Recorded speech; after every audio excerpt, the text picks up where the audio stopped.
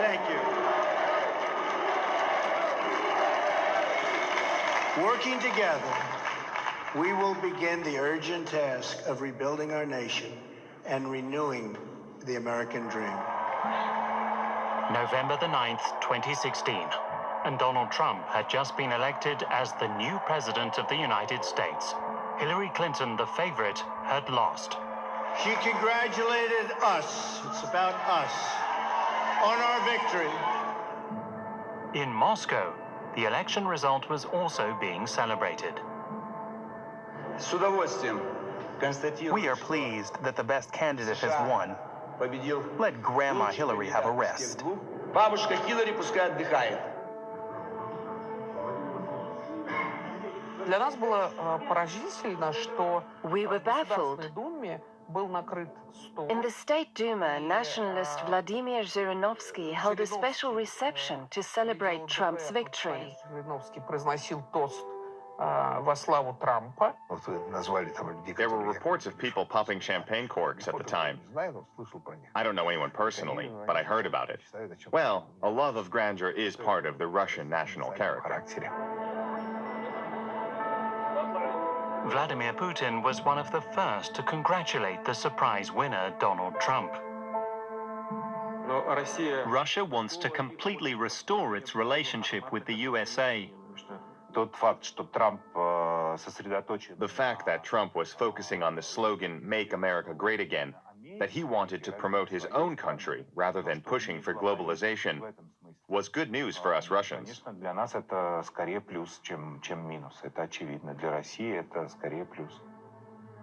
President Putin and President Trump shook hands on a new friendship. But the first 2 years of Trump's presidency were overshadowed by the so-called Russian affair. The charge was conspiracy against the United States. Did the two men illegally collude? I never worked for Russia, and you know that answer better than anybody. I never worked for Russia. There were signs of male bonding every time the two presidents met. But could a true partnership ever really develop? Could these men really become friends? Or were their states destined to remain enemies? It's all about Russia, Russia, Russia. Russia didn't help me at all.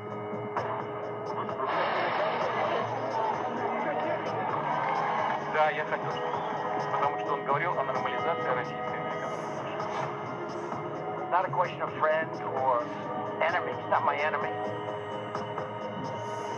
But I never worked for Russia.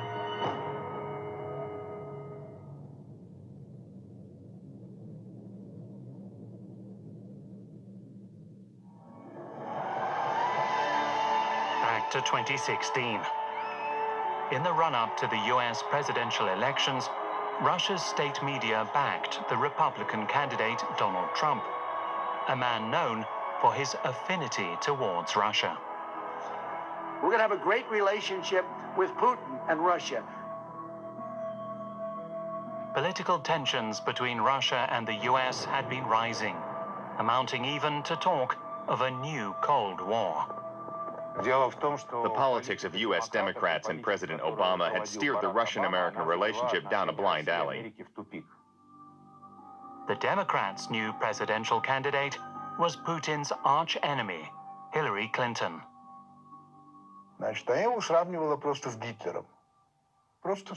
She even compared him with Hitler, quite blatantly. She said he was just like Hitler, so it was obvious that relations would be difficult if she became president. Moscow pinned all its hopes on Donald Trump to revive the relationship between the two nations. Trump expressed himself quite differently. He said he would find a common language with Putin, that it was possible to work together with Putin. And that's exactly what he was planning to do. Donald Trump and Vladimir Putin, two men with two common enemies, Hillary Clinton and Barack Obama. Despite having different reasons, Trump and Putin both shared a feeling of being disparaged by the outgoing US president and the American establishment. Я думаю, что для Путина, конечно же, I think that from Putin's perspective, Donald Trump was a better prospect to lead the USA than Hillary Clinton. Безусловно. Потому что Putin knew Obama's position and had tried to outperform him several times in world politics, without success. сломить через колено Обаму, у него ничего не получилось. Putin's mistrust of the US, its president, and its allies was deep-rooted. After the collapse of the Soviet Union, Putin had experienced what Western betrayal actually meant: the expansion of NATO into formerly communist Eastern Europe. First Poland joined, then it was the Czech Republic and Hungary. Then it went on and on and on. Now, the Baltic states, Lithuania, Latvia, Estonia, are all members of NATO too. They share borders with Russia. On which basis should Putin or anyone else trust a word the West says? I don't know.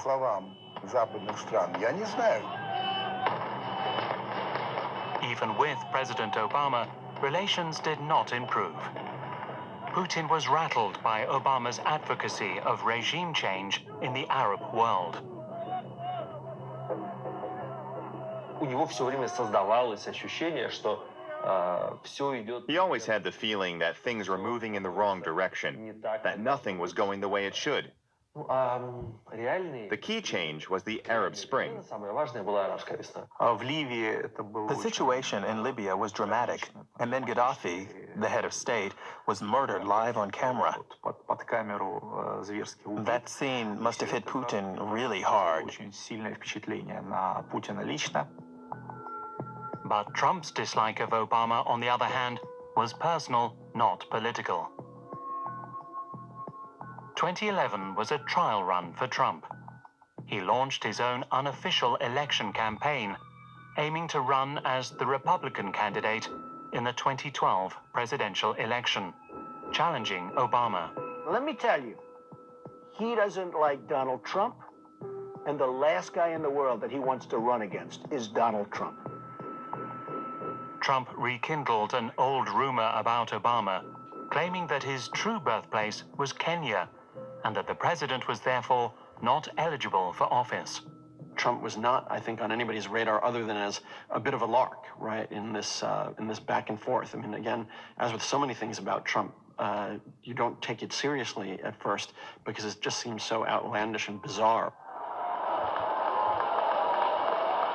Obama finally published his birth certificate in April 2011. At the traditional correspondence dinner in Washington, the president hit back. No one is happier, no one is prouder to put this birth certificate matter to rest than the Donald. And that's because he can finally get back to focusing on the issues that matter. Like, did we fake the moon landing? A slap in the face that Donald Trump wouldn't quickly forget. His showpiece had backfired. 2 weeks later, he withdrew his presidential candidacy. But Trump declared that he would still win at the next election. Too arrogant to be true?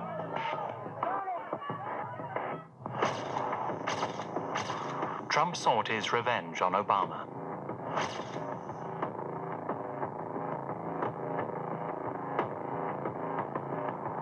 And he was not the only one. In Russia, Putin too was waiting for the moment to take revenge on his American counterpart. But first, he had to win an election himself. Yet in the run-up to the elections of March 2012, Moscow became the epicenter of an unprecedented wave of demonstrations against the government.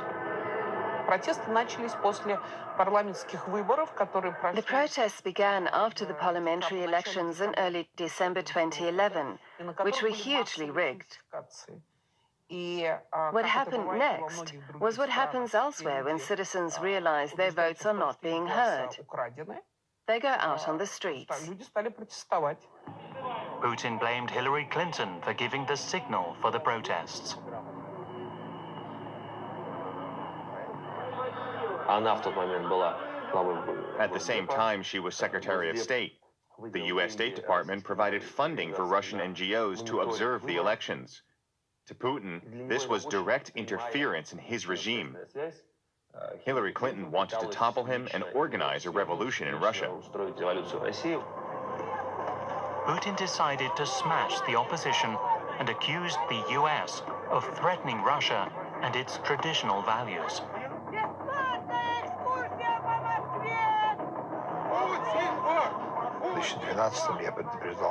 In 2012, I warned my friends from the liberal camp to prepare for the inevitable.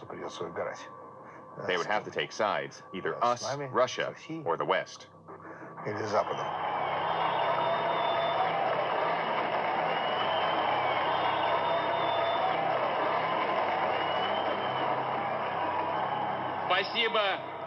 I thank everyone who has said yes to a strong Russia. I asked you, will we win? Yes.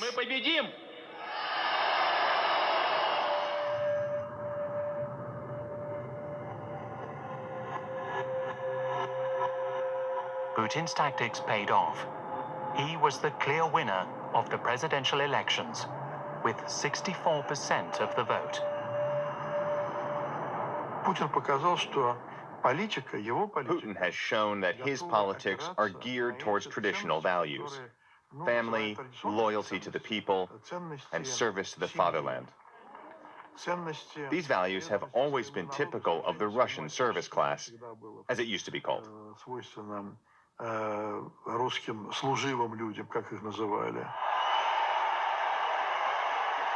In November 2012, President Obama was also re-elected.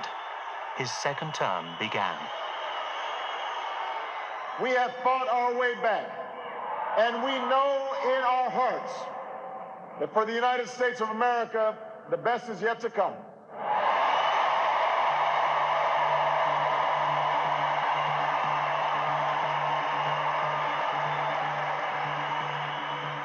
Russia, however, was not very high on Obama's agenda.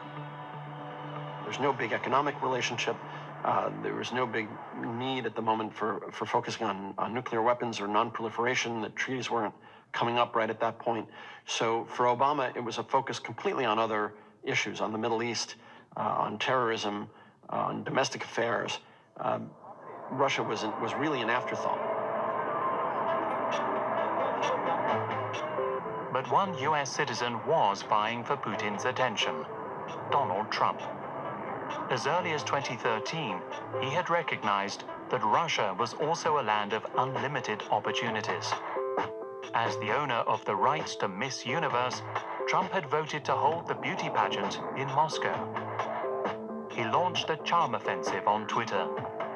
Could Putin be his new best friend? He was certain that Putin would attend the contest. In November 2013, Trump arrives in Moscow, flanked by beauty queens. Moscow is a city that does glitz really well.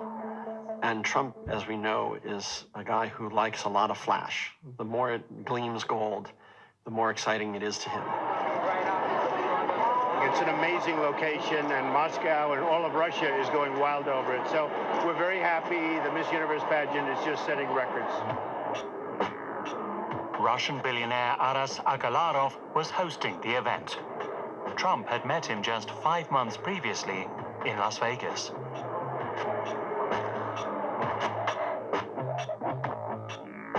Mikhail Aidov, editor-in-chief of GQ Russia magazine at the time, was approached by Aras Agalarov to write a cover story. He refused. My compromise was that we're not going to write anything about this little horror, but like I will come and like I'll hang out at the opening party for the pageant, and I will get photographed for for the society pages. In spite of all Agalarov's efforts to persuade Putin to attend the beauty pageant, the Russian president didn't turn up. Trump's trip to Russia later fueled allegations that Moscow had recruited him as an agent, engineered by host Agalarov, a man with close contacts in the Kremlin.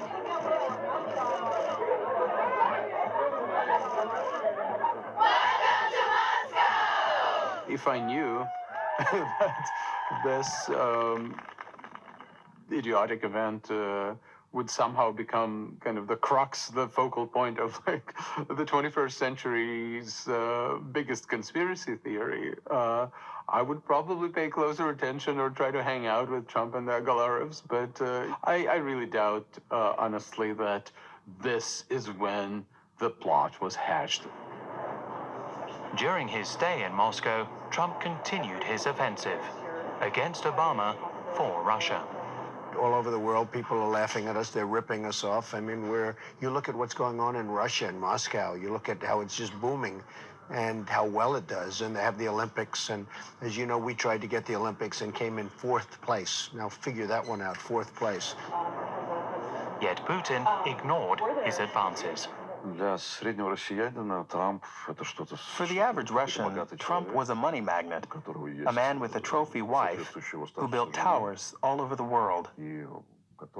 No more than that. He was a businessman, one of many. I don't think Putin perceived him any differently at this point. But giving up was not an option for Donald Trump. He was determined to find a way to get Putin's attention. But the Russian president had more important plans. He wanted to get his country back on the world stage, fast. And he could see a way to do it. In early 2014, the Ukrainian peninsula of Crimea became the center of the most serious East-West crisis since the end of the Cold War. On the 22nd of February, Viktor Yanukovych, the Moscow-loyal president of Ukraine, was ousted from office. Putin realized he had to take action. Since he couldn't help President Yanukovych to stay in power, Ukraine had to be punished. He wanted to show that a people's revolution could only worsen a country's situation. It was also a clear warning to his own country. Putin, whose empire borders on Ukraine, wants to prevent Ukraine moving closer to Europe.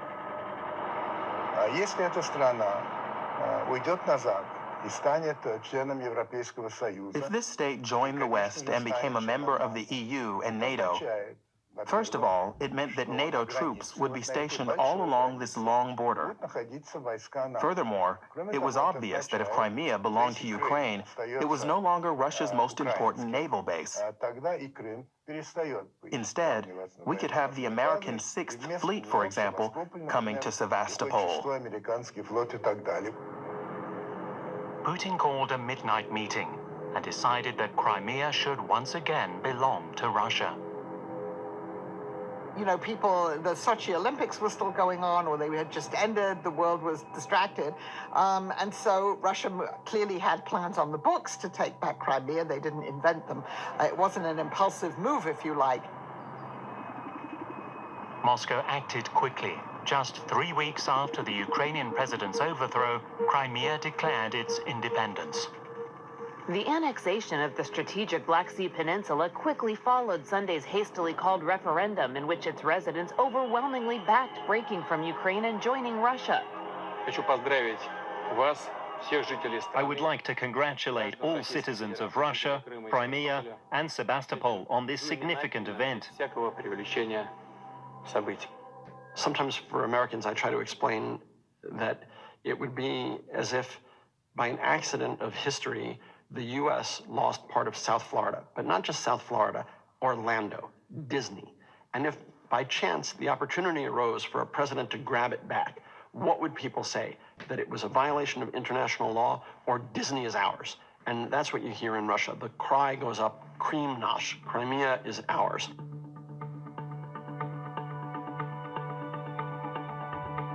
The United States and the European Union reacted by imposing economic sanctions on Russia.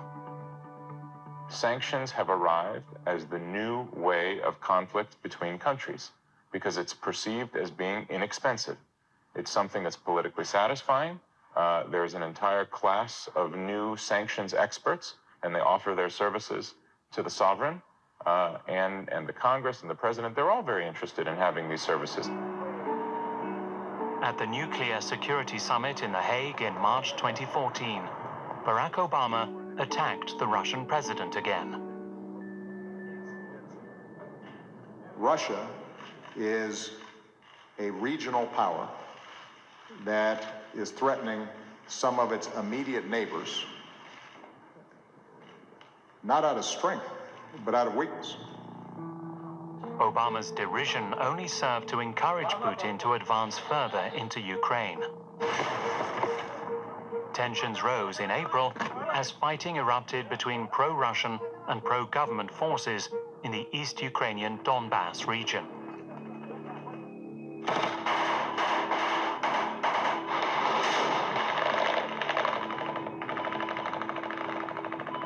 Putin has said it so many times. Russia and Ukraine are one nation. They belong together. One people, one empire, one leader. Russian policy on Ukraine is viewed as very fundamental to Russian national identity. I mean, you hear Russians, officials, media, ordinary people talking all the time about my Ukrainian grandmother, my summers in Ukraine, Ukraine is my left arm, my right arm, whatever, right? It's a deep feeling of closeness to Ukraine. As if he also understood what Ukraine meant to Russia, Donald Trump chipped in. Putin, Russia is like, I mean, they're really hot stuff. And now you have people in the Ukraine, who knows, set up or not, but it can't all be set up. But Russia, I mean, what he's done for Russia is really amazing. Trump's praise for Putin fell on deaf ears. Before Trump ran for the presidency, no one saw him as particularly influential, let alone as a person to watch out for politically.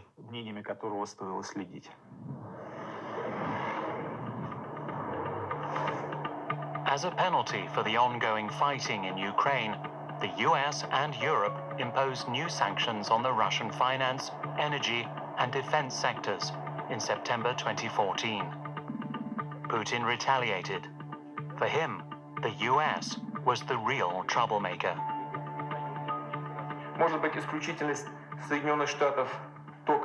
You might think the United States' special position and leadership was really a blessing for us all.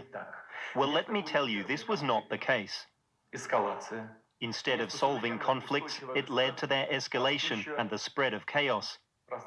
Instead of democracy, support for dubious groups was growing, from neo-fascists to radical Islamists. Provocation from Moscow was nothing new for the West.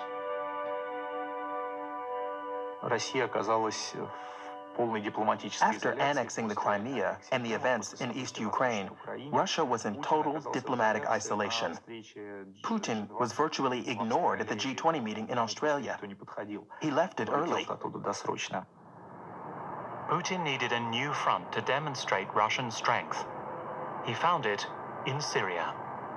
Russia's always had strong relations with the Syrian government, sold weapons to the Syrian government over many years, often on credit, and after a while that credit would magically be forgiven. The civil war in Syria had been raging for 5 years. In its fight against the insurgents, President Bashar al-Assad's army had laid waste to entire cities. Amid the chaos, the so-called Islamic State had seized control of great swathes of eastern Syria. Putin did not want to see another Arab dictator toppled. He decided to intervene.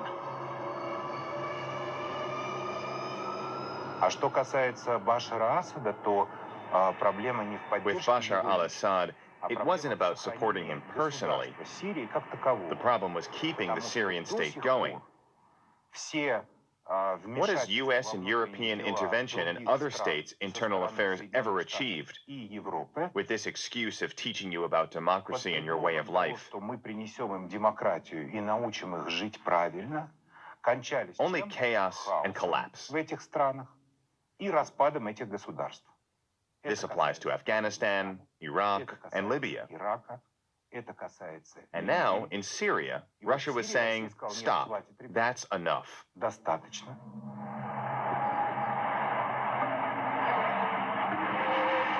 On the 30th of September 2015, Russia launched its airstrikes.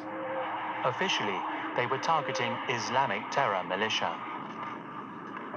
Putin's American champion gave it his full backing. On American television, Trump endorsed Putin's intervention in Syria and said no one should get in Russia's way against the Islamic State. Yet Trump was alone with his message of support. The US and its allies demanded that the Russian airstrikes stop. Their missiles were also hitting innocent people. We're Russians. We wage war. And when we wage war, we want to win. And we do win. Even if only 15 or 20% of our bombs hit their target, they still hit their targets. Russian military support changed the situation in Syria dramatically, in favor of the Assad regime. The international community could no longer ignore Putin. He needed a breakthrough, an opportunity to return to the world stage. He wanted to regain his place at the table with the other players. Russian intervention in Syria was his ticket. They went in there, they started the bombing campaign, and they really forced the US to talk to them. And ever since then, you know, the Russian and American militaries have been engaged in deconfliction talks on a daily basis. At the same time, Donald Trump was eyeing the US presidency once again. He had already launched his election campaign in June 2015. I am officially running for President of the United States, and we are going to make our country great again. At this time, Trump was already leading the race for the Republican candidacy. People were starting to take him seriously. So, of course, they also started following his comments about Russia.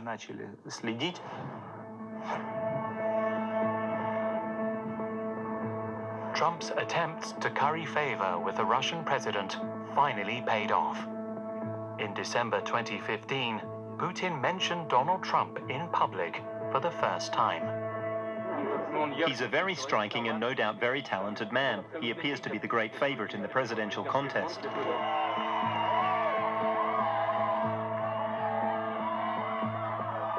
Trump was happy to accept the praise. He came out of nowhere 2 days ago, and he said, Trump is brilliant. He's great. He's the leader. He's the leader of the parties. And he said nice things. I didn't know. I'd never met him, so I didn't know. And he said nice things. All of a sudden, I'm hearing things like, oh, isn't it terrible that Putin is saying that? That's not terrible. That's good. That's like a good thing, not a bad thing. He can't stand Obama. Obama can't stand him. They're always fighting. Wouldn't it be nice if we could get along like with people? You know? So I guess what begins in late 2015 is this sort of mutual flirtation, if not a love affair, with Trump having praised Putin and Putin now seeing the possibility that Trump could play in this election and praising Trump as somebody who could be presidential. There's something I find important and can only approve of. I see nothing wrong with it. On the contrary, Mr. Trump said he would be willing to restore Russian-American relations. What's bad about that? We all want that, don't you? From the Russian perspective, it was clear whom to support in the election. Putin spoke favorably, but also quite carefully about Trump. He said it was good, but didn't say he thought Trump was great or anything like that. He was much more reserved. On the 22nd of July 2015, Trump became the official Republican presidential candidate. I am asking for your support tonight so that I can be your champion in the White House. And I will be your champion. Nobody knows the system better than me, which is why I alone can fix it.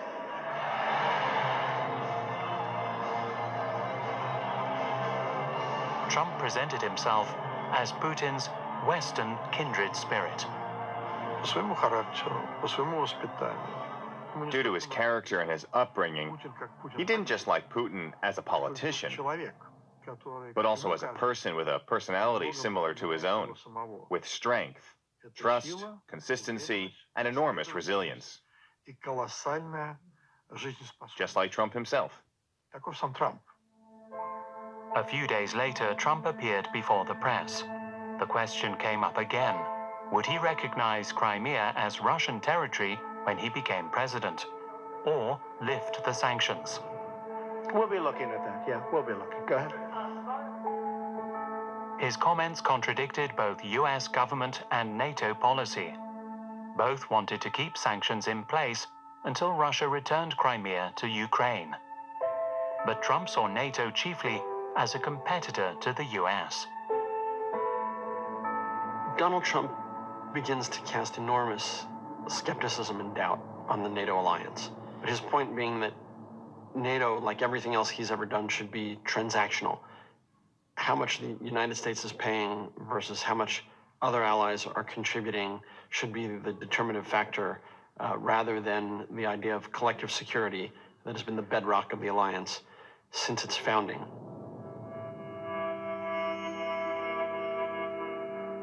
Trump is an isolationist. He says NATO is sucking away American resources. He believes this, yet he understands nothing about foreign policy, nor does he wish to. And I'm sure that from Putin's point of view, this is music to his ears. In July 2016, Hillary Clinton made US history as the first female presidential candidate of a major party. And so, my friends, it is with humility, determination, and boundless confidence in America's promise that I accept your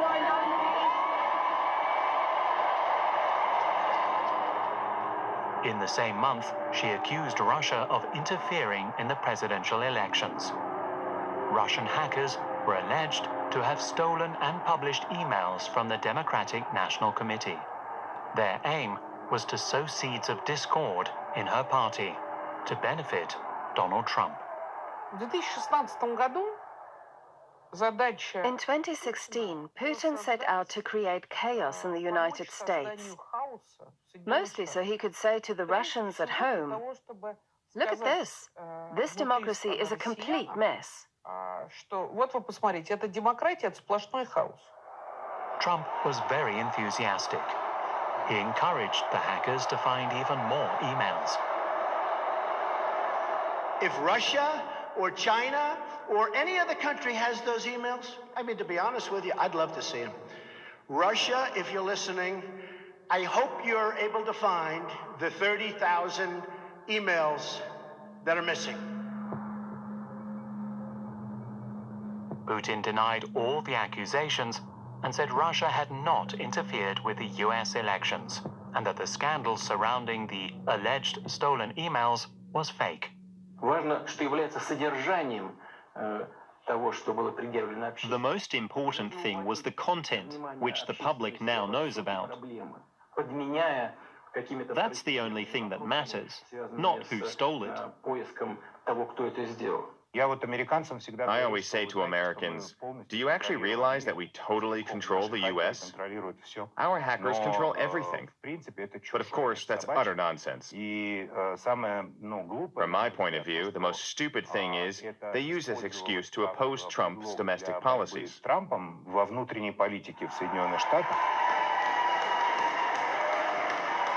On November the 9th, 2016, something that very few people had thought possible happened. Hillary Clinton lost the presidential election. This is not the outcome we wanted or we worked so hard for, and I'm sorry that we did not win this election for the values we share and the vision we hold for our country. A historic election night was over. The winner was Donald Trump. I pledge to every citizen of our land that I will be president for all Americans, and this is so important to me. There was applause from Moscow, too. So this is not only the victory for the Americans who defended their democracy against the liberal globalist elite. No, this is the victory that American people brought to the whole world. The reality is a great number of Russians felt vindicated. They felt that something right had happened. Now justice will be done and Russia's grievances will be respected by a new American president. We are the champions of the world! At the end of the day, Trump stands for protectionism in the economy and for greater U.S. sovereignty. He doesn't want any migrants in the country, for instance. His way of thinking was much closer to Putin's. So was the outgoing President Barack Obama now history? Not quite. He still had one card to play. In December, his government expelled 35 Russian citizens in retaliation for Moscow's alleged interferences in the elections. But there was no reaction from Putin, yet. We only react when we can benefit. Obama's presidency was more or less over. Why should we have wasted our political capital? Even in 2014 or 2015, he can no longer do a lot. Putin signaled that Moscow was waiting for the arrival of President Trump in the White House and would solve the problems with him. Putin didn't want to start the relationship with President Trump off on this sour note and instead sent Trump this positive message. Trump responded and said Vladimir Putin was very smart in not retaliating. Putin even defended the newly elected president, even giving a surprising answer to questions about rumors that Russia had compromising material on Trump, including images with prostitutes during his visit to Moscow in 2013.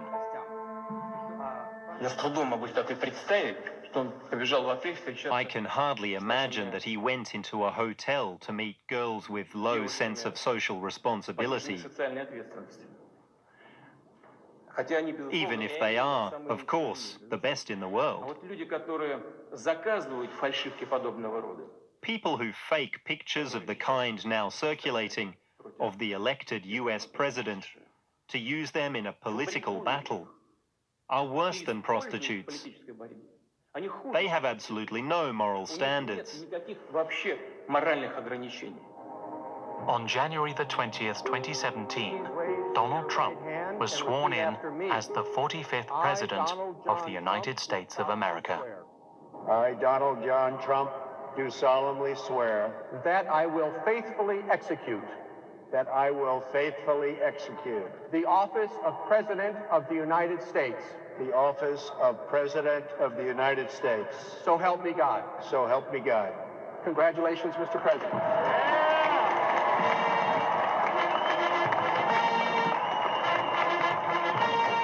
Would the relationship with Moscow now be rebooted? Putin was entertaining the hope that he could create a different kind of relationship with the USA to the previous one, which meant gradually rebuilding the world to fit his own rules and turning Russia back into a superpower. He and Trump would make a deal on how the rest of the world would live. But Moscow's hopes of a fresh beginning with Washington were soon dashed. First of all, by Nikki Haley, Trump's new ambassador to the United Nations. Haley's first appearance in February 2017 marked a tougher stance. I consider it unfortunate that the occasion of my first appearance here is one in which I must condemn the aggressive actions of Russia, The dire situation in eastern Ukraine is one that demands clear and strong condemnation of Russian actions. Contrary to all of Trump's previous comments, Ambassador Haley confirmed that US sanctions would remain in place until Russia withdrew from Crimea. The US government's anti-Russian tack continued. In March, FBI Director James Comey confirmed that his agency would conduct an official investigation into the Russian government's alleged interference in the 2016 US election campaign.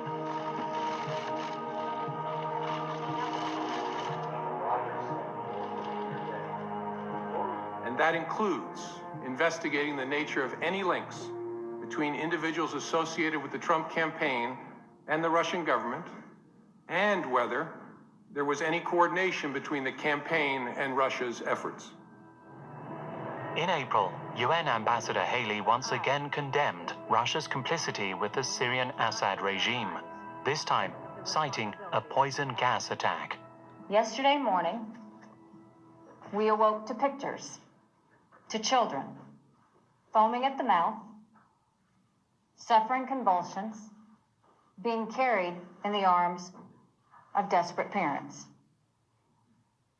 The truth is that Assad, Russia, and Iran have no interest in peace. When the United Nations consistently fails in its duty to act collectively, there are times in the life of states that we are compelled to take our own action.